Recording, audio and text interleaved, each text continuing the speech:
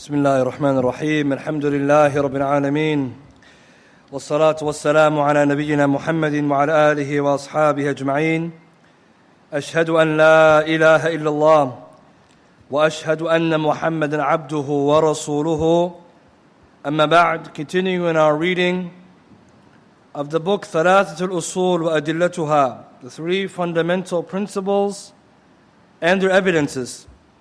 We stopped last week in the discussion about the ayat of Allah subhanahu wa ta'ala. How do we know Allah subhanahu wa ta'ala?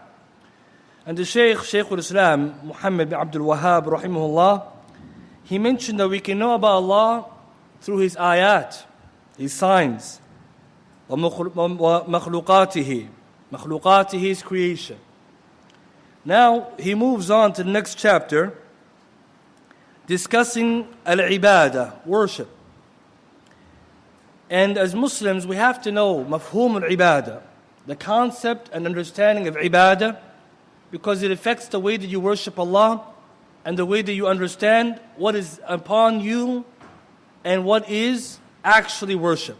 Many people, when they hear worship, they have a different understanding. So let's begin. The Shaykh says, rahimahullah, وأنواع العبادة التي أمر الله بها مثل الإسلام والإيمان والإحسان ومنه الدعاء والخوف والرجاء والتوكل والرغبة والرهبة والرهبة والخشوع والخشية والإنابة والاستعانة والاستعاذة والاستغاثة والذبح والنظر وغير ذلك من العبادة التي أمر الله بها كلها لله تعالى ودليل قوله تعالى وأن المساجد لله فلا تدعوا مع الله أحدا. So the Shaykh says from the different types of worship which Allah has commanded every servant with include Islam, Iman, Ihsan, and likewise dua, invocation or supplication, wal khawfu, fear, wal raja'u, hope, wal tawakkalu, having trust or reliance upon Allah, wal raghabatu, having raghba wal rahba, dread and yearning. So yearning for Allah, wal rahba, dread, it's a deeper type of fear. Wal khushu', having consciousness or concentration and submissiveness, wal khashya, and awe, wal inaba, repentance, wal isti'ana, seeking Allah's assistance, wal isti'adha, seeking Allah's refuge, wal istighatha, seeking Allah subhanahu wa ta'ala's help in the time of need, and slaughtering and giving oaths and whatever else is considered worship. As Allah has commanded, all belong to Him. And the evidence is Allah's statement, verily the masajid, they belong to Allah, so do not associate or do not call upon anyone besides Him. طيب, to begin, the Shaykh rahimahullah, he begins with the term al-ibadah. What's the meaning of al-ibadah when we say worship? So here Shaykh Saalih al-Shaykh hafidhullah, he mentions some of the scholars in the past, they defined ibadah in different ways. One definition, according to the usuliyun, scholars of usul, foundations, they said, كل ما أمر به من غير اقتضاء عقلي واضطراد عرفي. Interesting. Any kind of action in which you have commanded for you to do, in which there is no space or realm to make that judgment from your aql or urf. Okay, this is usuli definition. You don't have to worry about it compared to what we're going to mention, but some of them use this definition. Anything Allah told you to do, and it's not something you can decide to do it with your aql or the urf, the custom of your land. So something purely Allah told you to do it. You might not have the wisdom or understanding of it, nor can you make any kind of judgment based on your custom. Now this is a ta'rif of usuliyun. But why are we mentioning this? So you know that worship has always been understood differently by different disciplinaries. Some scholars use this definition, some use others. We'll give the definition that Shaykh al-Islam ibn Taymiyyah he used. Many of us, we know this definition, and it's a definition that's considered by majority of our scholars to be the best one. Shaykh al-Islam ibn Taymiyyah in his Risala, his treatise on ubudiyya, servitude, he says, Al-ibadatu, worship, ismun jami'un likulli ma yuhibbuhu Allahu wa yardahu, min al-aqwali wal-a'mali, dhahirati wal-batinah. Worship is a comprehensive term for everything which Allah is pleased with and He loves. Everything Allah is pleased with and He loves. From statements and actions, apparent and hidden. Everything Allah loves and is pleased with, of statements or actions, apparent or hidden. This ta'rif, this definition, the scholars, they consider it to be the best definition because it's the easiest one to understand and the most in line with the evidences. Then, let's look at the definition carefully. Al-ibadatu, the worship, ismun jami'un, comprehensive term. So Islam, when we say worship Allah, we don't mean come to the masjid only. A lot of people, when they hear worship, they think prayer, fasting, pilgrimage. Dua, slaughter, it's more than that. Other faith traditions, they follow worship to be specified to places and times. You worship in the church, the synagogue. You worship in the season. No, Islam worship is your whole life. قُلْ إِنَّ صَلَاتِي وَنُسُكِي وَمَحْيَايَ. This is how it works. Allah says, say my slaughter, my prayer, my whole life, وَمَمَاتِي, my death is all for Allah. If someone understood ibadah properly, they can make the whole life ibadah. It's not just the prayer only. Then it's a comprehensive term. What does it include? مَا يُحِبُّهُ اللَّهُ وَيَرْضَاهُ. Whatever Allah is pleased with and loves. How do you know what Allah is pleased with and Allah loves? You only know what Allah is pleased with and He loves if He commanded you to do it in the Sharia, or Nabi sallallahu alaihi wasallam told you to do it as something Allah loves and is pleased with. That's it. So from this definition, Shaykh Saalih says you only know what Allah loves or is pleased with from the worship, from the wahi. Wahyain, Quran and Sunnah. You can't say in your head, Allah loves this, I'm going to do it. Kitab wa Sunnah. You need evidence. If Allah said do it, He loves it. If Allah said don't do this, you leave it. Type of ibadah. If Nabi sallallahu alayhi wasallam said do it, it's worship. If He recommended it, it's worship. It's clear? So here we learn ibadah is tawqifiyya, revelation based. Because you can't say, I think Allah loves this. It's not a matter of thinking. It's a matter of knowing. So here we take a benefit. If Allah loves it and is pleased with, it's ibadah. And Shaykh gave us many examples. Islam, Iman, Ihsan, Dua, Raja, Khawf, etc. But let's expand it. Cleaning the street or the dirt or the garbage from the street, it's ibadah. Nabi sallallahu alayhi wa sallam said, وَالْإِمَاتُ أَذَى عَنِ الطَّرِيقِ صَدَقَةً. Removing something harmful from the street is sadaqah. He's telling you it's something recommended, it's something that's good, ibadah. Kalimat tayyib, speaking a good word, saying something good to someone, it's ibadah. Nabi sallallahu alaihi wasallam said it's a type of sadaqah, good deed, charity, it's worship. Treating your spouse well if you're married, وَعَاشِرُوهُنَّ بِالْمَعْرُوفِ, it's ibadah. Allah subhanahu wa ta'ala is telling us to live, commanding you to live honorably. So in Islam, it's not just coming to the masjid. We'll have to remove the idea ibadah is concealed in the masajid. Because Muslims have fallen into the trap of the Christians and Jews. We worship on Jum'ah. And then Sabt, you don't worship? You see some people, oh, there's Jum'ah today. Yep, and tomorrow is ibadah too. It's not only Jum'ah. And some Muslims have a problem with Ramadan. It's Ramadan now. Yes, and after Ramadan, Allah will Hayyul Qayyum. If you understand this, you will understand your whole life is ibadah. Then the types of ibadah, anwa', aqwal wal a'mal, statements and actions. All ibadah can be classified in two categories, statements or actions. We're going to get to that in a second, more about that. But you could say any type of ibadah is one of the two. Although some of the ulama categorize ibadah into 5 categories. But even if you took the 5 categories, it falls into the 2. Example, some ulama say from the anwa', from the types of ibadah is ibadah maliyya, financial worship. Sadaqah, nafaqah. You give sadaqah to the masjid, to the poor. Nafaqah, sustaining, maintaining your household. All that is ibadah. Zakat, paying your responsibilities, all that. But if someone looked at that, ibadatul maliyah, what is it? A'mal. There, it falls into a'mal. So even those who said 5, it can fall into 2. Shaykh Saalih said nothing escapes the 2. But some use 5.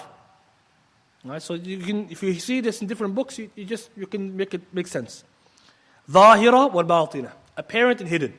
Acts of worship you can do with your body, your tongue. But how about your heart? Is there ibadah of the heart? Yes. So internal ibadah and external. The Muslim has to fix the eternal before the external. What's the subject we're studying here? Tawheed. Tawheed is what kind of ibadah? It's internal. You're fixing your aqeedah. And we're going to see aqeedah is min qawl al-qalb. It's an action of the heart. Not action, statement of the heart. And I'm going to explain now. The ulama, when they talk about this, they said all worship can be divided into 3 categories then. 2 categories across 3 levels. Your heart, your tongue, and your limbs. Because this is a ta'rif of iman, right?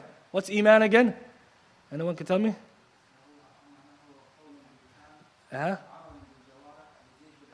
Barakallahu feekum. There we go.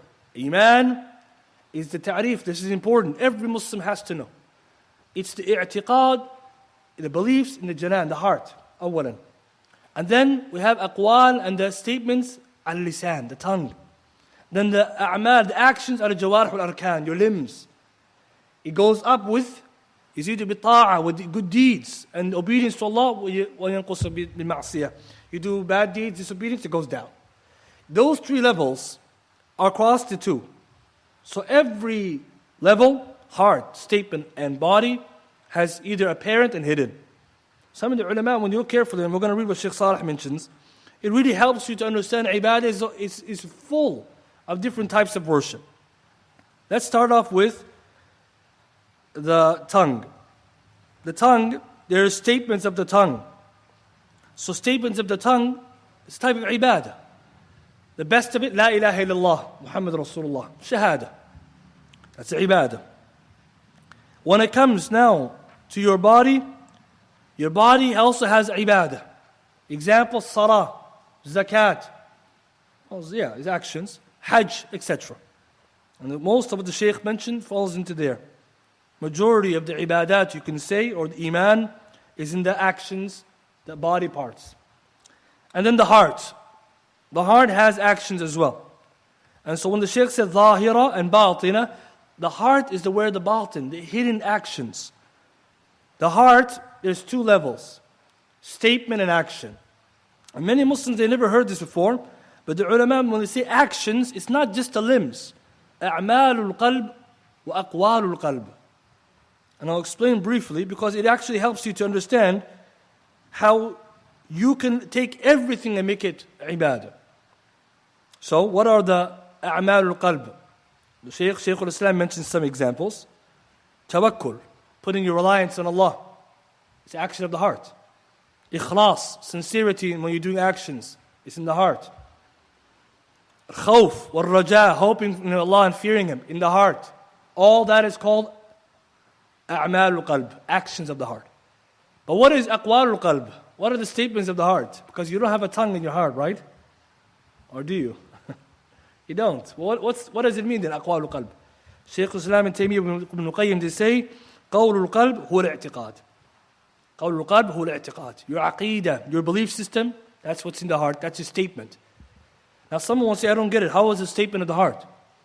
Shaykh Saalih in his Sharh al-Wasiti, he explains, because you always are speaking internally to yourself about it. You know, when it comes to your beliefs, they're fixed in your heart, and it moves in your heart.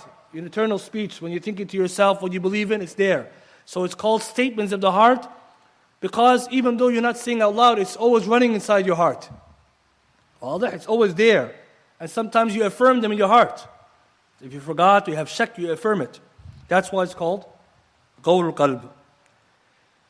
Faida, what's the difference between farq? How do you differentiate the tafriq between qawl al-qalb wa amal al-qalb? How can you differentiate between a statement of the heart and action?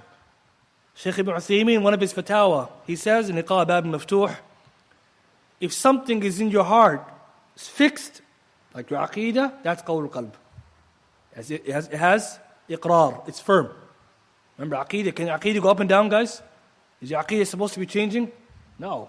That's a weak aqeedah if it's always changing. It's supposed to be firm. Because it's firm, that's why it's called qawl al-qalb, it stays. Amal al-qalb, like khawf al-raja, haraka, it has haraka, tahriq, it moves. You fear Allah, you love Allah, you increase in your love, you decrease in your love, it's going up and down, qawl al-qalb. Sorry, amal al-qalb, that's amal al-qalb. That's a beautiful definition, that's beautiful. So if it moves, that's called the actions of the heart. If it's fixed, like your aqeedah, qawl al-qalb. Nice benefit, just to keep with you. And when we're studying Tawheed and Aqeedah like today, nobody should tell themselves, Aqeedah is not important. If someone told you Aqeedah is not important, I have to pray Salah. I tell them Salah is important, but you know what's more important? What you believe in your heart. Because what you believe impacts what you do. And the person who thinks Aqeedah is not important, as if they're saying, qawl al-qalb, the statement of the heart, not important.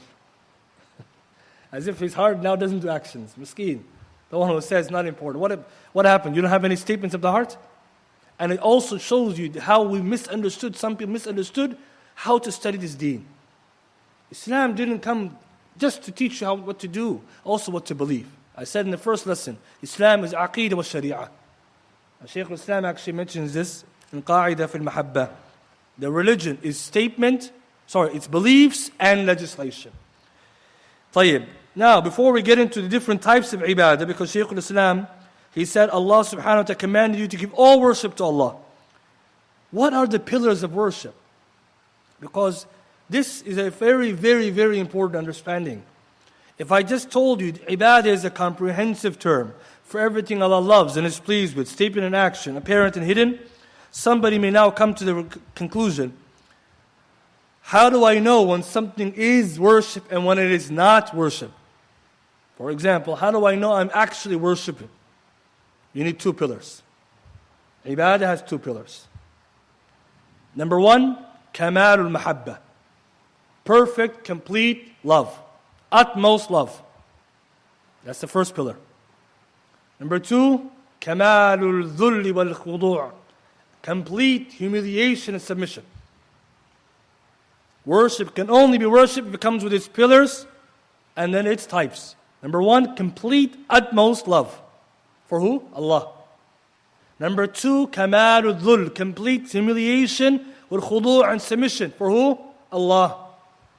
Can you love someone utmost like you love Allah? No, only Allah. Allah has the highest love.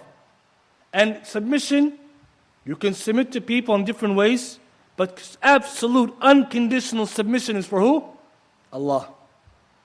If any one of those two is missing, it's not ibadah. Now I'll give you examples. Ready? Shaykh al-Islam Taymiyyah, he mentioned this point I just mentioned in his kitab, Qa'idah fil Mahabba. And also go back to Risala al-Ubudiyya. These two books, they're both in English, alhamdulillah too. Qa'idah fil Mahabba is in English. Principle in Love and Desire. And the next one is called Risala, the treatise on al-Ubudiyya, servitude. Read them, you'll find amazing benefits. Shaykh al-Islam, rahimahullah, when he mentioned the pillars, now he takes out certain things. If you submit to someone and you hate them, it's not ibadah. Right? Because you need both. I submitted to somebody, but I don't like them. Am I worshiping them? Of course not. If someone now comes, a burglar comes and holds you gunpoint, you have no choice, right? He's going to tell you, also, I'm going to kill you. You submitted to them, but do you love them? No, it's not ibadah. If you love someone and you don't submit to them, it's not ibadah. Example, he says, your friends and your family. You love your friends, right? Do you submit to them? No. If you're true friends, you shouldn't submit to anyone. You do only submit to Allah. But if your friend asks you something, you did it for Allah's sake. Different. Your mother, now, let's look at the example of your mother. You love her and you submit to her, right? Hopefully, if your mother tells you something, you're doing it. You're supposed to be a good son. But what kind of love is that? Is that ibadah? Huh? No. Why isn't it ibadah? It's a good question. Why not ibadah? You love her and you submit to her. Huh? Good. It's not complete submission. Conditional. There you go. You love her, but not as much as you love Allah. You submit to her conditionally. If Imam tell you don't go to salat in the masjid, you can't listen. هكذا إخوان. This is how we have to understand ibadah. The only one you love absolutely, the highest, Allah. That's why there's shirk in love. And then shirk in ta'ah. If you obey somebody blindly, anything they say, I do it, no, haram, haram, you can't do that. Now, if you understood this properly, Nabi sallallahu alayhi wa sallam, he said the hadith, ta'is al-abdu dinar wa dirham, ta'is al-abdu al-khamila wal-jamila. This servant, cursed or miserable, ta'is al-abdu dinar wa dirham. Miserably be the servant of the dinar and dirham. Why did Rasulullah call them a servant? A slave of the dollar and cent. You don't pray to the money. Huh? Yeah, there you go. Because he has kamal al-khudu' wa dhul. Hakada, ikhwani. Some people say, I don't worship anybody. I don't worship anyone, not even Allah. What a lie. We tell them, what do you think? Worship only sujood? That's how ignorant some people come. Some kuffar say, I don't worship anybody. Liar. You worship yourself. أَفَرَأَيْتُمْ تَخِذَ إِلَهُ هَوَاهُ.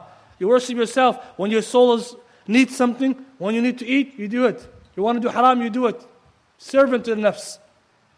Here we take the benefit. If somebody puts their absolute objective to other than Allah, she can be worshiping them if they come with the pillars. So be careful of directing your life towards other than Allah. Everything should be a function of the love and the submission to Allah. Mathalan, the Muslim goes to work to make money because Allah told us, and to provide for our family because Allah told us, and take care of myself because Allah loves it, like this. Everything's a function. But if you do it for the sake of it, you're not going to get anything out of that. And this is why I want to finish this point by mentioning, if anybody tells you, I don't worship anybody, not even Allah, that person has not understood worship. You only have two choices. Worship Allah or worship yourself and shaitan.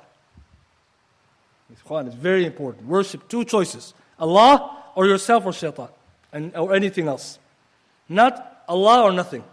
And this is why some of the atheists and some of the secular people and the skeptics, they're worshiping themselves. Not only is it illogical, not only is it foolish, it shows that it's a humiliation. Ibn Qayyim rahimahullah beautifully writes in Nuniyya, هربوا من رق الذي خلقوا له فبلوا برق النفس والشيطان. They ran away, they fled from the slave and servitude which Allah created them for, which is to worship Him. And they were tested in what? Becoming slaves to the nafs wa shaitan. Allahu Akbar. Look at anyone's life who doesn't worship Allah, he's miserable. And also foolish. Because Allah subhanahu wa ta'ala is greater than us. Allah is the creator. Bowing down to Him, submitting to Him is not only the true guidance, it's actually more rational. Because Allah is greater than you, more knowledgeable than you, knows better than you. If you're someone who doesn't want deen, it's even more rational you worship God. But when you worship yourself, you're ignorant, you're imperfect, you know nothing, and you worship yourself. So that's why even the logic of atheism is not there. Just remember this, because some people today are bargaining in the wrong places. May Allah guide us and guide them. A lot of people, you see them today thinking they're intelligent. I don't worship anybody. We wake up for Fajr, you wake up for the boss. That's the only difference. And that's Muslims should be careful. If you wake up for Fajr, it's ibadah. But the sad reality, some people you may find, they don't wake up Fajr, but they wake up for work. Many ulama mentioned, this person's khatir, amr khatir here. Very dangerous. Don't wake up for that one either. But if you wake up for Fajr and in work, both are ibadah. Because you made the work an ibadah, going to work. But if you only wake up because you work, very sad. And I'm saying this because we know family members, all of us have in our homes, friends and family, their life is like this. We have to encourage them, remind them. It's not the way you're living, it's not you're worshiping other than Allah. You're worshiping things which are meaningless. And then the person will say, how? And then you explain to them what ibadah means. Then they'll be surprised. Because they say, subhanAllah, I never thought about it like that. Because remember, most people are just living like this. Shaykh Saalih, he mentions, if we understand what ibadah is, Shaykh al-Islam, he told you have to do the following types of ibadah for Allah's sake. Number 1, al-Islam, then Iman, then Ihsan. The 3 levels of our deen. And we're going to get to them separately in the book, but these are types of worship. So you can write down examples. Islam is worship, or type of ibadah. Iman, Ihsan, Dua, khawf, fearing Allah, raja, hoping, and then inshallah the rest we'll get to. All of them have been commanded underneath Allah's verse, وَأَنَّ الْمَسَاجِدَ لِلَّهِ. The masajid belong only to Allah. فَلَا تَدْعُوا مَعَ اللَّهِ أَحَدًا. So do not call upon other than Allah therein. And so here we take a benefit. Allah says, فَلَا تَدْعُوا here means do not supplicate to other than Allah. And also dua al-ibadah. Remember last week or 2 weeks we said dua mas'ala and dua al-ibadah. The two types of dua, both are underneath this ayah. طيب. The next part of the book, Shaykh al-Islam now, once he teaches you what ibadah is, he warns you. فَمَنْ صَرَفَ مِنْهَا شَيْئًا لِغَيْرِ اللَّهِ فَهُوَ مُشْرِكٌ كَافِرٌ. Whoever gives any one of these types of worship to other than Allah, he or she becomes then a polytheist, a disbeliever. وَالدَّلِيلُ قَوْلُهُ تَعَالَى. And the evidence is Allah's statement, وَمَنْ يَدَعُ مَعَ اللَّهِ إِلَهًا آخَرَ فَلَا بُرْهَانَ لَهُ بِهِ فَإِنَّمَا حِسَابُهُ عِنْدَ رَبِّهِ إِنَّهُ لَا يُفْلِحُ الْكَافِرُونَ. Whomsoever supplicates to other than Allah, a deity, whoever supplicates alongside Allah, a deity other than Him, which He does not have any evidence for, verily Allah will hold him to account. Verily Allah does not give success to the kafirs, the disbelievers. Here in this ayah, وَمَنْ يَدَعُ مَعَ اللَّهِ is not only dua a mas'ala, dua al-ibadah. Again, what is dua mas'ala again for those who are not here? Dua mas'ala is when you raise your hands, you face the qibla, ask Allah. If you're asking Allah for something, it's called dua mas'ala. When you stand up for salah, like salatul dhuhr or asr, or you do hajj, any ibadah, it's called dua al-ibadah. Why is that called dua? Because you're hoping for Jannah and you're wary of hellfire. So dua is either raising your hands or any ibadah is called dua al-ibadah. Dua mas'ala is dua al-ibadah and dua al-ibadah is dua mas'ala. So remember that. So when you read the ayat, it says, Allah says, وَمَنْ يَدْعُ مَعَ اللَّهِ. Don't think only one who makes dua. Whoever gives any worship besides Allah. Now this ayah is important. لَا بُرْهَانَ لَهُ.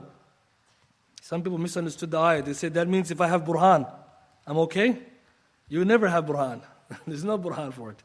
So not la burhan lahu means if you find proof, you're never going to have one. So the benefit we take from this, if you do this, you do shirk.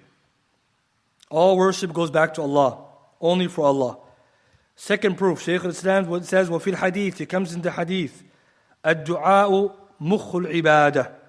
Dua is the center or the focus of ibadah. Mukh literally means the mind or the brain. This hadith is da'if. It's in Tirmidhi, hadith da'if.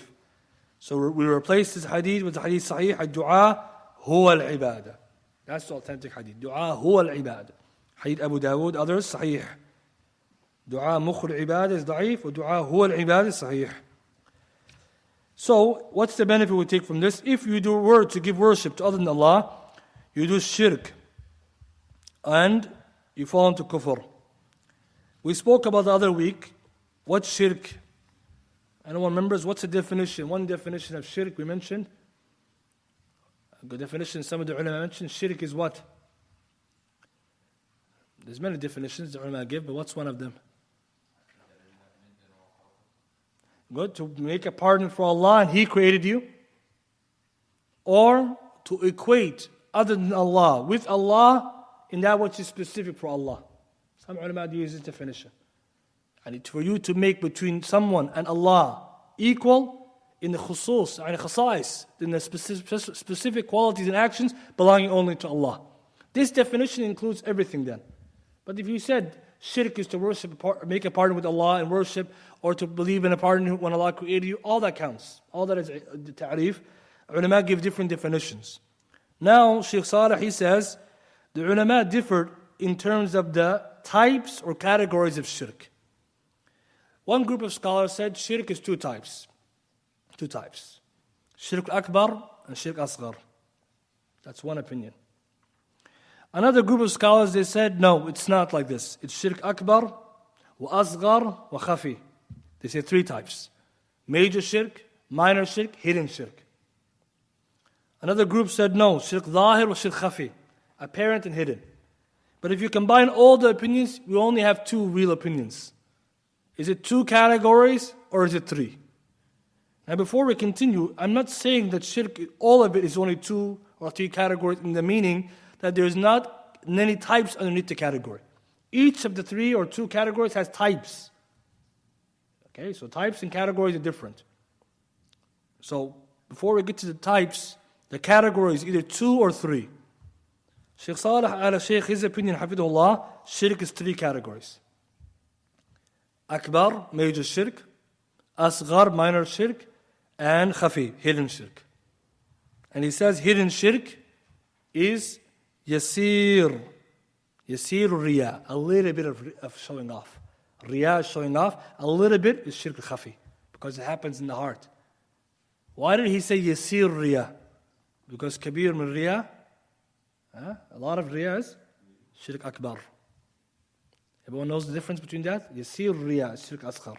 Kabir, big one, a lot of Riya. Mathalan, you stood up to pray, 100% the prayer was for the congregation. Means you got up, you only prayed because everyone's looking. You only wanted the whole salah for people to say, MashaAllah, he prays. Shirk Akbar. That's Shirk Akbar. But if you got up for Allah's sake and then in the middle, Shaitan came to you and started telling you have a good voice, MashaAllah, and there's 100 people behind you, and you can't see, you don't know. And then you start thinking, and then this is battle, this is Yasir min Riya. That's haram, but that's a major sin. So this is a benefit. Some ulama say, like we said, only two categories. Where is the khilaf coming from? The khilaf is coming from the evidences. And as a side benefit, how did the ulama ever determine these things? How did they know 2 and 3 and 5 and 6? Right? When they see categorizations, have you noticed this? Some scholars say 2, some say 3, some say 10. How do we know? Where are they getting this from? Because when you go to the Quran and Hadith, you're not seeing it. Right? You don't see many times the Hadith says, Shurut al-Salah is this many. And so anyone know where the ulama get it from? How do they do this? Yeah? Istiqra, mashallah. They do istiqra wa tatabbu'. This is a type of principle in fiqh. When the ulama, when it comes to usul, istiqra means induction. They do induction and investigation. Istiqra is many types, but istiqra wa tatabbu', they're following the evidences and they put it into categories. So just remember that. It's not haram to do that. That's a principle of usul. Because if someone wants to say, no, they're making it up, some people will come to you and say, what's the proof? What do you mean, what's the proof? You know, taqsim al-sibr also exists in usul. If you don't know this, you're going to look for a hadith that says, shurut al-salah is this, and makruhat is this, and then you're not going to find it. So you have to know from the beginning, the ulama are using principles usul. That's a benefit to always remember. So when they have khilaf in the taqsimat, khilaf is ijtihad, no problem. Now, there's a proof for all of this though. This one has a proof that covers all 2 or 3. Hadith Abu Bakr as-Siddiq. Hadith Abu Bakr as-Siddiq radiyallahu ta'ala anhu. And Shaykh Al-Albani authenticates in Sahih al-Jami'. Nabi sallallahu alayhi wa sallam one day came out to the Sahaba and said, Ya ayyuhan nas, inna shirk akhfa min dabib al-namal. All people, shirk is more hidden than the crawling of the ant. Okay, so he began with this part of the hadith. What's this teach us? Akhfa. This is some proof for shirk khafi. It begins like this. Then he told them, Ala adullukum, ala adulluka, shall I teach you something? إذا فعلته, if you were to do it, ذهب عنك صغار الشرك وكباره. It will remove from you the major and the minor shirk. Major and minor, all 3, right? Then the Nabi sallallahu alaihi wasallam said this dua. Anyone knows dua? Good. The dua, Allahumma inni a'udhu bika an ushrika bika wa ana a'lam. Oh Allah, I seek refuge in you, in associating partners with you, and I am aware of that. And I seek forgiveness for that which I don't know. Because sometimes you might be doing shirk, you didn't learn it yet. Or you did a minor shirk, you didn't know it. So that dua is in Hisn al-Muslim and other books. Memorize it. Hadith Sahih. What do you take from this hadith? Nabi sallallahu alayhi wa sallam mentioned 3 things. Khafi or akhfa min dibib namal. So that's what shirk khafi is, because that's the riya. Then the sigharu huwa kibaru, akbar wa asghar. But the reality, many ulama who believe in 2 categories say shirk, the beginning where it says akhfa min dibib namal goes into the asghar. That's it. So no problem. 2 or 3, it's all the same. Right? Essentially you understand it. Hadith Sahih, Jami', Hadith Sahih. Now, before we move to the point the Shaykh mentions, which is very important, we need to understand that shirk is many, many, many kinds. Even though it's only 2 or 3 categories, there are many types of shirk. This is the scary part of shirk. It's not one type. You could say 2 or 3 categories, but underneath each one is many. For example, shirk akbar, many types of it. Shirk asghar, many types. Shirk, khafi, maybe one type, riya, small. But if you say shirk is only 2, I'm okay. Just have to know 2. If you study your deen long time, you notice, you can see that sometimes one action can become shirk akbar, and at the same time can be shirk asghar for somebody else. Depends on how you do it. That's why Kitab al-Tawheed, in the books of Tawheed, they teach us these things, and they also teach you be always careful. You have to continue to study Tawheed. It's not like simple thing, okay, I know, Akbar, Asghar, I'm okay. No, you have to know then some actions that don't even look like their shirk can become. That's why there's a hadith in Ibn Majah in his Sunan. Nabi sallallahu alayhi wa sallam said, الربا, usury, bid'un wa sab'una shu'bah. Or bid'un wa sab'una baban. Riba, the usury, 70 odd different types.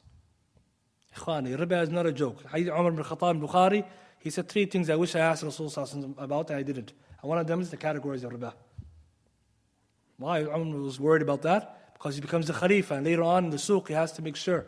Riba has many, not just one type. Because the ulama, even riba, they divided into 2 categories or 2 and 2. But at the end of the day, there's other types, right? One action could be.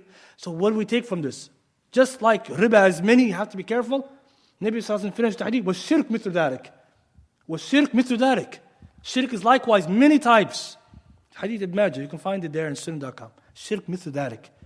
Yani, if at the end of the day, if you study the basics of your deen, you would at least cover majority of the big ones, and then read the dua, Allah forgive us for the rest. Because maybe we're not ulama, we don't know everything, we know what we know. Some books of the ulama, they mention 15 categories, then they stop mentioning. So if somebody sit down, I said, Shaykh, they do have big books on shirk. Maybe they mention many. But most of us, maybe we didn't study them, right? You say, I know just 2 categories. The best thing you can do, learn the principles and make dua, Allah protect you. We're emphasizing here the lessons of Tawheed and shirk cannot be underemphasized. Right now, just this hadith alone, how serious does it feel now to know riba is that many, shirk is that many, and maybe we're sitting there and we don't know. It should make you worried, right? Say, SubhanAllah, I have to be careful now. That's why the ulama, they make these things easy for us to understand, and also try to teach us the most important, so at least you will avoid them. And that which you're ignorant of, and it's not clear, either you learn by studying, or inshallah you make istighfar and you will be protected by your ignorance, or somebody will teach you. But you have to make effort to learn the basics. It can't be an excuse, I didn't know anything, I'm waiting for somebody to come and teach me. Come to the dars, come to the masjid, talk to your friend, learn. Here, Shaykh Saalih says, the Shaykh, when he says whoever gives any share to any of this to other than Allah, they become mushrik or kafir, or mushrikun kafir, both mushrik and kafir, which means shirk akbar. Because if you fall into minor shirk, you're not a mushrik or kafir. You've done a major sin. But if you fall into a major kufr, you leave Islam. That's the important point. This difference between major and minor shirk is that if you fall into major shirk, you exit the fold of Islam. Of course, with conditions. Before someone made takfir of, there's conditions and mawani', preventatives. But the idea is, the ruling is that action takes you out. Minor shirk, it doesn't take you out of Islam. But the problem is, it's a major sin. So if someone were to ask you, what's the worst minor sin? What's the worst of the major sins? The ulama usually top the list is shirk. But someone says shirk is shirk, it's kufr. Yeah, then some shirk akbar is the worst sin, then shirk asghar, then killing and other things.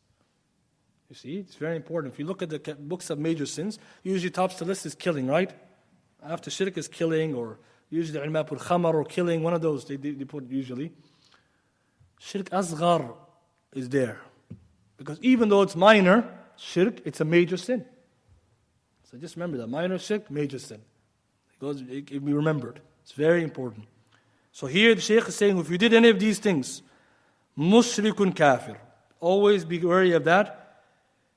And that's why, inshallah, next week when we get to the other parts of the book, where the Shaykh starts talking about each type of ibadah, your question to yourself is, When does it become major? When does it become minor? I have to know, so I can stay from both of them. But it's not enough to just know it's shirk. I have to know how it becomes when, so I can protect myself. In the ayah as well, we take the benefit. وَمَنْ يَدْعُوا مَعَ اللَّهِ إِلَهًا آخَرَ. We already mentioned إِلَهًا آخَر here. يَدْعُوا means ibadah and mas'ala. And dua huwa al-ibadah is the correct hadith. وَقَالَ رَبُّكُمْ ادْعُونِي أَسْتَجِبْ لَكُمْ. That ayah is dalil. طيب, with this, one more benefit. Somebody may ask the question as well. Shirk Akbar and Shirk Asghar, which one of them is forgiven? Yawm al-Qiyamah. Which one of these two is forgiven Yawm al-Qiyamah? Asghar, بخلاف ulama, in the difference of opinion of the scholars. The reason why I emphasize this last point, to show you that even though some may say Shirk Asghar is bad, can be forgiven, scholars are different over it, showing you even if you said it's not major shirk, it's still in the problematic area. Because the ulama have khilaf, if something is called shirk, Allah says in the Quran, إِنَّ اللَّهَ لَا يَغْفِرُ أَن يُشْرَكَ بِهِ. Allah doesn't forgive that shirk is being committed. وَيَغْفِرُ مَا دُونَ ذَلِكَ لِمَن يَشَاءُ. Right? He forgives whatever is less than that of actions from whomsoever He wills. Here Allah says He doesn't forgive shirk. Is shirk asghar still called shirk? Yes. So Shaykh Islam Taymiyyah and a group of scholars said it's not forgiven. Even though it doesn't make you kafir, you will be punished on the Qiyamah. You will be. So that's scary, right? Because He said asghar, it's called shirk. Allah says shirk won't be forgiven. Akbar, the person who dies with shirk akbar, that's it. They will not be forgiven and they've gone to the hellfire. But shirk asghar, even though it's a major sin, not a kufr, you still will be punished because Allah doesn't forgive it. So now you understand their proof? The second group of scholars say, no, you'll be forgiven, inshaAllah ta'ala. And what's the dalil? Nafs al-ayah. وَيَغْفِرُ مَا دُونَ ذَلِكَ. The ma here, they say this ma is for generality. مَا دُونَ ذَلِكَ. If it's not shirk akbar, it's duna dhalik then. It's forgiven. So they use the rest of the ayah to say that you can't, if you didn't call it akbar, it's still as asghar. So just put it into the next side of the ayah. And that's a good istidlal. Many ulama also hold. But even if you think carefully, it scares you, because if shirk asghar, if it's khilaf over it, never ever come near it. Try our best to, if you hear something is shirk, you stay just so far away from it. And if you're not sure about it, you ask and try to investigate. Because, alhamdulillah, if you clear yourself from anything, if you have any choice to focus on shirk, to stay away from it. If anything you're going to do in your life. If you told me, for example, I'm trying to fix my life, what is the most important thing you start with? Your aqeedah, your beliefs. Where do you start with your beliefs? Make sure you're not associating partners with Allah. If you can tell yourself that, you clear that, you've done a great thing. Because if tomorrow something happens to you, you're free from shirk. There's a hope for you. Well, the opposite is not true. The person who said, today I'm going to change my life, and they started with the salah. They didn't try to start with the clear, find the belief, and they die after and they had shirk. We are scared for them. I'm not going to say, because only Allah knows all the situation, but we say we're scared for them because they had something of shirk. So this is important. When you talk to your relatives and friends, tell them to focus on the arena where they need to. It's very important. Sometimes we try to help somebody, we teach them adhkar and salah. We've got to teach them correct aqeedah first, because we don't know if they make it far or not. Where if the aqeedah is pure, we can all make dua for their salvation. But what if the person, we're telling them, okay, start with your salah, do your adhkar, and what happens? This person used to do shirk and you knew it, or you knew that they were not, then you made a mistake. Try your focus there. Try your best to give people things to read about. And inshallah, Allah will guide them. Next week we'll go from the issue of khawf. Inshallah, what Shaykh says now, khawf. He starts one by one. He goes into each. Anyone has any questions, inshallah, we'll take them. Yes. Generally speaking, would a mubtada' be considered falling under the category of minor shirk? So the question is, the innovator, mubtada', is he falling the minor shirk? Not necessarily. But some of the ulama say that the person who does a type of innovation, himself innovated, he has done type of tashri'. Imam Shatibi, rahimahullah, others, they mention type of tashri' they're doing. Because every person who innovates, first what he has to do, make up something to do, something new. So they said he has something in there. But it's not always the case. Sometimes he may be following something else that someone else followed. So they're doing bid'ah, and bid'ah we said is their major innovation, aqeedah, things that expel you, or it's minor, right, makes you a wicked person. But it's true, if you look carefully, the innovator أَمْ لَهُمْ شُرَكَاءُ شَرَعُوا لَهُم مِّنَ الدِّينِ مَا لَمْ يَأْذَن بِهِ اللَّهُ. That's the ayah. Do they have partners besides Allah who legislate for them that which Allah didn't reveal? So if you look at the innovator, what's one of his biggest problems? He came with something new by way of tashri'. Even though he thinks it's good, are you allowed to do that? Allah is a shari'. We're not allowed. So some scholars, they do mention that, but usually we say that its innovation is different than a shirk, right? And so, but it's a dangerous position to still be in. No one should ever be in that situation. So always ask God to forgive us and to learn about what is sunnah and what is bid'ah. Allahu a'lam. Any other questions? No? Oh, sorry. For the acts of worship you mentioned, like picking up something properly from the road or speaking good words, if you were unaware that they were acts of worship, you still get reward for it, or do you have to have the intention of it? So that's a good question. If someone was doing some actions they didn't know, will they get rewarded? That here we know that all actions need ikhlas, sincerity. But it's possible someone was doing something good and they didn't know, Allah can still make it something counted for you. It's possible. Just like someone who did something before they were Muslim, right? Then they became Muslim, Allah will count it for them. It's possible. Yes. But the idea is that once you find out now you make the intention for it. That's the best way to do it. Because, well, we're not 100% sure maybe you were counted for it because you could have done it out of customs too. But now that you know, you make an intention to make it ibadah. And all you have to do is to do it for Allah's sake. Just make it habit. I speak good words because Allah loves it and it's good for society. So now you just renew that intention, inshallah Allah will reward you for it. Allah ala kulli shayin qadir. But this is important because once you do learn, try to make your ibadah, everything in your life ibadah.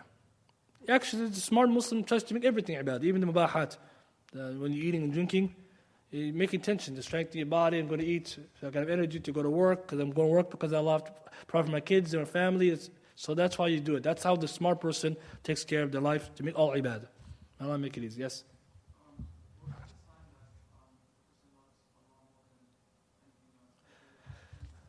That's a good question. How do we know? What's the sign when someone loves something more than love Allah or equal to it? Well, we're going to get to, I think that, when the Shaykh gets to fear and hope. But the idea is that you love something more than Allah or equal to it. When Allah commands you something, to do something, and something else you want to do you do that in front of Allah? So for example, sometimes you may tell yourself, I love my family, which is good, but you have to love Allah first. So when Allah tells you, don't do this, and you do it for your family still, now you've made a problem. But it's always in the heart too, you have to investigate. Sometimes you do it out of weakness. So we can't say this person loves other than Allah. No, I say you're weak. But you have to ask yourself, what do you wake up for? What do you sleep for? What do you turn your attention to? And when you're doing something, if you're doing it because you believe these things are so important to you, like Allah is, because that's what's amal qalbi, we can't tell, only the individual would know. But we could say the person who did something for the sake of somebody else, which is haram, is weakness in iman. Weakness. That's like someone who obeyed shaitan. We wouldn't say that this shaykh ta'ah out of Islam. Yes, you did a ta'ah for shaitan, but you could have done it out of weakness. But if you actually obeyed shaitan, knowing that shaitan told you, and it's shaitan, it's okay if he tells me I do. So now you have to check your heart. So some people, they don't even know. They end up, if you ask them, why do you always do this, even though you know it's haram? They may reveal that they love that other than Allah. Allah warned us in Surah Tawbah. Save your family, your relatives, all these things, your businesses, your houses, are more beloved to you than Allah as a messenger. We have to check ourselves. So you're right, and it comes to the individual, but they have to see today, when Allah tells you something, and you want to do something, who do you prefer? It always has to be Allah. And if you didn't do it for Allah, even though you know you're supposed to, it doesn't necessarily mean love it more than Allah. It could be out of weakness, but you have to remind yourself that I'm wrong, I'm sinful. Many times you may find the person not even remorseful. That's one of the worst signs. Doesn't even feel it's a bad thing. So may Allah subhanahu wa ta'ala protect us. And if you go to the kitab, Qa'idah al-Mahabba, Ibn Taymiyyah talks about that in detail. Very nice. It's in English. He talks deeply about those scenarios because he talks about a lot of interesting things. Yes. Yeah.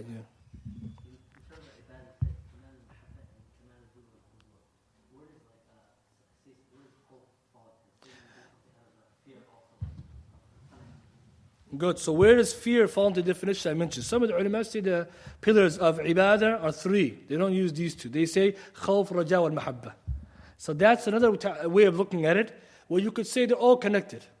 The two that Ibn Taymiyyah mentions, the pillars, some scholars they mention like this.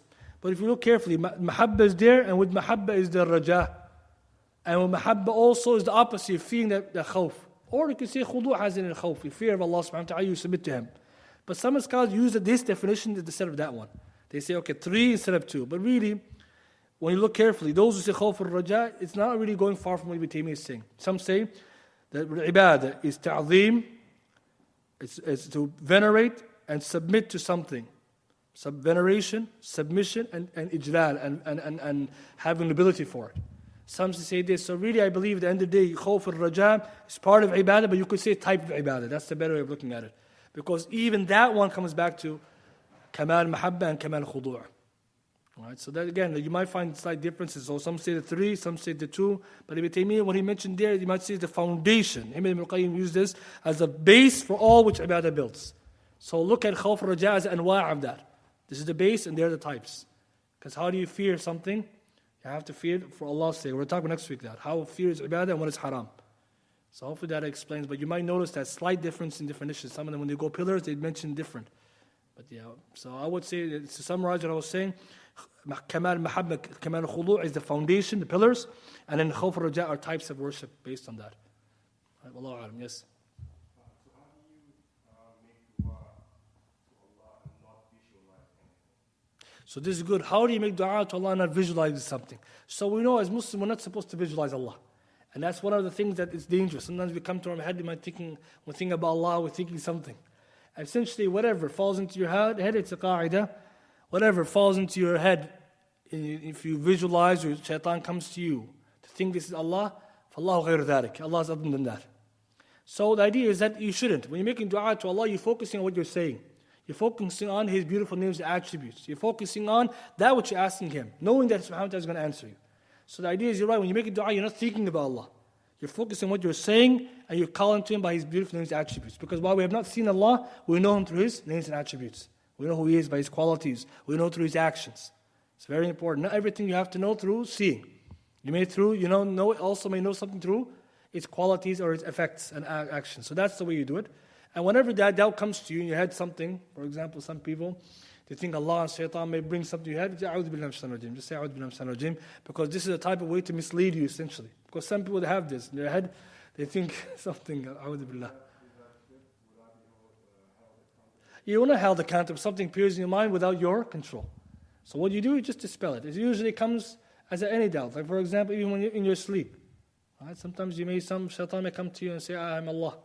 You just ignore it. You already know it's not the case. But this is important to understand this because some people, they investigate this part. They try to say, I want to envision Allah. And what happened? They forgot. Not to the awham. The imagination can encompass Allah. And our job is not to think, if I didn't see Allah. That's very important. If someone were to say, I didn't see Allah, I didn't have the ability to envision Him, so how can I worship Him? This is not correct. Can you know somebody through just their qualities? حتى في الدنيا I'm talking about. Allah بالله مثل الأعلى في الدنيا.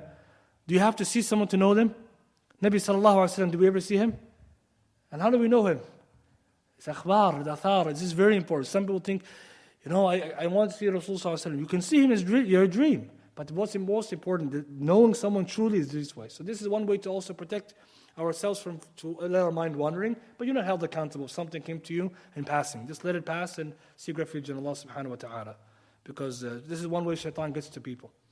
Yes? So innovation, or in the categories of sins, that innovation is higher than major sin. Does that mean that innovation is definitely punished?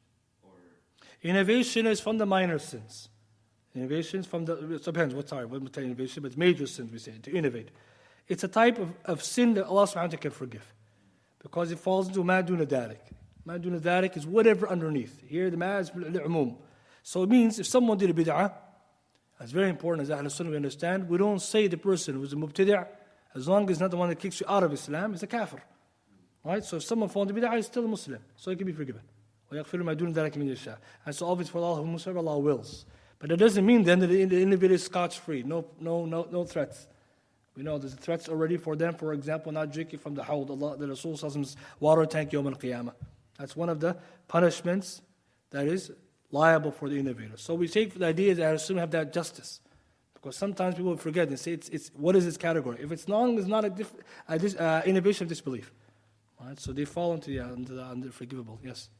In terms of, say, you want to do repentance, like someone says they do bid'ah, they always do general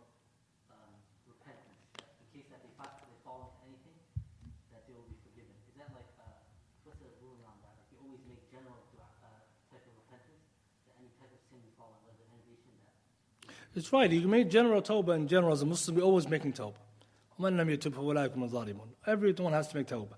But you're right. If you make tawbah, Allah subhanahu wa ta'ala forgive you for all. You can make tawbah general for all kind of sins you're doing. But if you know you're doing something bid'ah specifically, you have to make tawbah specific for that bid'ah you're doing. If you know, once you find out it's bid'ah. It's very different. If you didn't know, inshallah I'll forgive you if you don't know. But the idea is, like, imagine you're doing it, and then someone comes to you, explains to you, you can't just say, no, okay, I made general tawbah. You make specific tawbah. Its actions is blameworthy, sinful. So that's the thing. As Muslims, one of the best ways to remove ourselves from that constant fear is to always be in talab al-ilm. Whenever you're constantly learning, you will always, inshallah, be in the right way, because you're either removing the ignorance from yourself in the degree that you move towards things that you're doing you didn't know, or you're on al-tariq, and inshallah you die upon it. It's one of the most important, because some people, you might find them, they say, I didn't know, but they're also they're liable for not trying to know. But you're right, generally tawbah should always be there, but once you find out, make tawbah specifically. It's very important. You have to make tawbah, because it's a sin. Innovation is very dangerous. نعم أخي. فيك بارك الله. كيف نجمع بين الرياء ويعني ترك العمل الصالح؟ So this is a good question. So the brothers ask how we combine between riya, so riya, showing off for the sake of people, and tark al-amal, leaving off action. So some of the ulama, some of the salaf, they say tark al-amal lil-nas نوع من riya. Because riya is to do an action for the people. فعلا أو تركا. If you're doing it for the sake of people, مثلا salah, the Rasul used the best example of salah. Someone makes tazyin, يعني يزين الصلاة للناس. It's نوع من الشرك. Riya. But now, مثلا, you left the action لأجل الناس. For example, you walk by the people, Salaam alaikum is necessary. You didn't leave it out of sake of the people. Or, better than that, you're in the masjid, you're supposed to pray 2 rak'ah, or you're going to do your sunnah. You say, I'm going to pray at home, that's sunnah. But if you say, I'm not going to pray in front of everybody because I don't want people to know that I'm worshipping Allah subhanahu wa ta'ala. Some people say, I don't want to show off. What you did there is, why did you leave off the sunnah? Linnas, this is a type of riyah as well. So very careful to be careful that if you're leaving it for something which is mashru' or something which is mustahsan, good, it's for Allah subhanahu wa ta'ala's sake, it's allowed. For example, I'm going to pray my 2 rak'ah sunnah at home, لأنه sunnah Rasul sallallahu alayhi wa sallam. But if I say, I can't make it home, I also don't want to pray in front of the people because they're going to praise me. Where in the deen it says you're not supposed to do that. The deen says if you can pray 2 rak'ah at home, sunnah, or you pray in the masjid. But you left it because everyone's watching you. Type of shirk. And riyah means. Riyah is very important to look at it in the action if it's for the sake of the people. So always remind yourself, what am I doing? Is sunnah? Is it something deen teaches me? If you have those two, you're good. مثلا somebody now, he knows when he's reading Quran, good example, you're reading Quran loudly. The jama'ah comes in, you start reading quietly. Is that riyah? It's not. Sunnah, you can read loudly or short quietly. But you know, I know I'm reading loudly because nobody was here. I want to read quietly now. Number one, because the deen allows it. Hadith mentions that, reading out loud is a sadaqah out in public, reading quietly is sadaqah in private. But I also read quietly now also because I don't want to make tashwish to the people when they're praying. That's all khair. But if you said, I'm not going to read the Quran out loud, even if you want to do muraja'ah because people are watching, the masjid is for this, as long as you're not disturbing people. Always have to interrogate your niyyah. So the best way to look at it, if you leave it for someone, tark is a naw' min amal. To leave something is naw' min amal. So if you leave off an action, always ask, why? If it's for Allah's sake, Sunnah Rasul sallallahu alaihi wasallam has some kind of qa'idah, is good. But if you did it because of the people, and sometimes shaitan will come and say, oh, people are going to think something. The Rasul sallallahu alaihi wasallam told us to pray the 2 rak'ah after salah. Nabi sallallahu alaihi wasallam said, the masjid is built for qira'ah, I'm okay. And I shall leave it like this. Because sometimes you find that people, they think riyah is only when you do. Riyah is have to say also when you leave. So inshallah, this is one way. And if you go to Kutub, I advise one book if you want to read more about riyah, very good book, has all of these categories and more. Kitab Mukhtasar Minhaj al-Qasidin. Ibn Qudamah, he has bab, abwab on riyah. Very nice. And there he talks about riyah and anwa' and all of this, and it makes it easy to understand. Wallahu ta'ala a'la wa a'lam. بارك الله فيكم سبحانك اللهم وبحمدك أشهد أن لا إله إلا أنت أستغفرك وأتوب إليك